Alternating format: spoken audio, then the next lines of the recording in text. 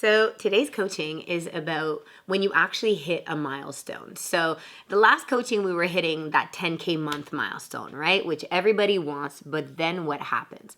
What happens once you hit a financial outcome, but you're also in COVID and everyone else is not doing well. So then what ends up happening is if you don't feel at your best, if you're not feeling like your life is full of vitality and meaning and happiness, you then have nobody to complain to because you feel like everyone else is doing worse than you.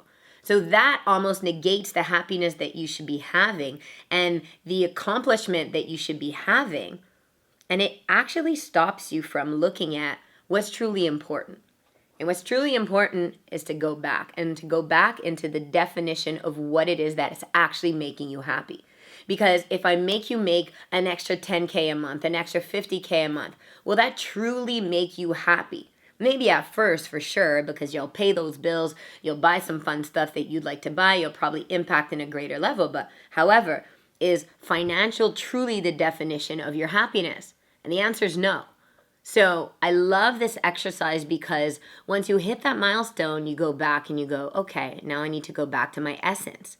And I need to go back to what it is that's making me happy. So that's what we went to. We went to what is it that's making you happy?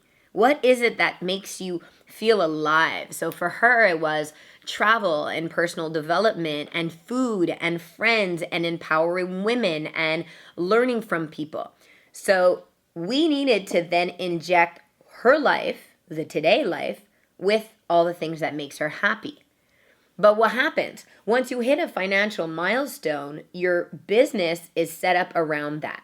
You're probably not delegating. You're probably not efficient and productive enough in that new level of success and that new level of income. So what we have to do is find out where can we actually delegate some of the things that you're not good at, that you don't like to do, that's always on your to-do list. Because this essence of feeling like you're burning out, feeling like all you do is work, but as now you're leveling up to another peak of financial, we have to look at what can we delegate. So look in your business. What is it that you can be delegating right now? Who can you hire, whether it's on Fiverr, whether it's somebody freelance, whether it's somebody part-time? There are things that you're doing that are draining a lot of your energy and that aren't making you creative, aren't making you happy and energized. So that's what we looked at. So one, we went into what's making you happy, got clear on that. Number two is we detox. Where can we clear some of this time so that we can re-inject the happiness in it? And then we went back to planning your week. Because until you go back into your schedule and go, great, where am I putting these peak performing times? What am I? Go back to your morning routine. How do you start your day? What time do you wake up? What do you do first thing in the morning? How do you get yourself in this peak of energy and vitality and happiness? Because how you start your day will set up the rest of the day. So I looked at the morning routine, we put it up in the calendar, and then a beautiful thing happened.